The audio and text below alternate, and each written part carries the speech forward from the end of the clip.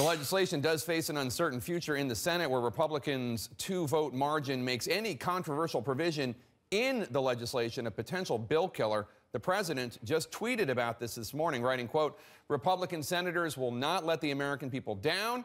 Obamacare premiums and deductibles are way up. It was a lie, and it is dead," unquote. Let's talk more about this with Dr. Tom Price. He's the Secretary of the Department of Health and Human Services. Thanks for joining us, Doctor. Appreciate it. Oh, thanks, Jake. Good to be with you this morning. So during the campaign, President Trump presented himself as a different kind of Republican. He said he would protect Medicaid. That's the health care program for the poor and also for people with disabilities. He said he would do that without making any cuts to Medicaid. Take a listen.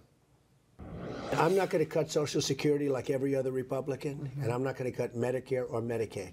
Save Medicare, Medicaid, and Social Security without cuts. Have to do it. Save Medicaid without cuts. But according to the Congressional Budget Office, the health care bill that just passed the House would cut $880 billion over 10 years from Medicaid. Now, I know that the Trump administration is excited that Medicaid will go back to the states where they have more control and can experiment and be more efficient. But without question, $880 billion fewer dollars is a cut. How is this not a broken promise? Well, look at the Medicaid program that we have right now, Jake, and that's a program where 1/3 of the physicians that ought to be seeing Medicaid patients aren't.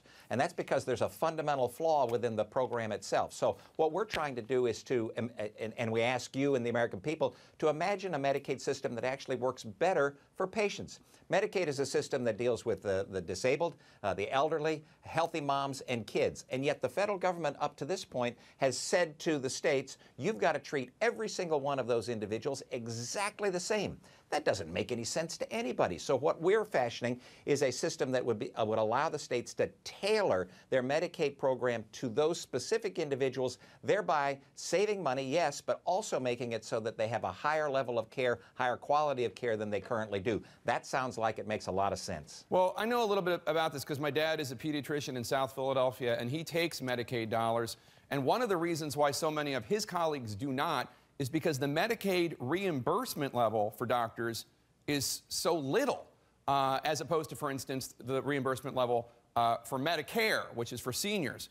Why will cutting $880 billion over 10 years from the program encourage doctors to keep taking it? It sounds to me that it will actually discourage doctors. Less money, lower reimbursement rates. Well, remember what the $880 billion is off of. It's off what's called a baseline, which is what the federal government, what the Congressional Budget Office says we would spend if we just continued current law. The fact of the matter is that Medicaid spending under the proposal and under the budget goes up every single year, and it goes up by a factor that's great, that is equal to the cost of medical care. That means that the states will have greater flexibility to provide coverage and care for their Medicaid population than they do right now, and that's incredibly important because, as your dad sees, I'm absolutely certain, is that oftentimes the Medicaid reimbursement doesn't cover the costs of the provision of the care for those kids that he's taking care of. Now, imagine a system that allowed greater flexibility so that more resources could be put to the seniors and the disabled, and appropriate resources could be put to the healthy moms and kids in a Medicaid system. That's a system that, again, works better for patients than it does for government or insurance companies.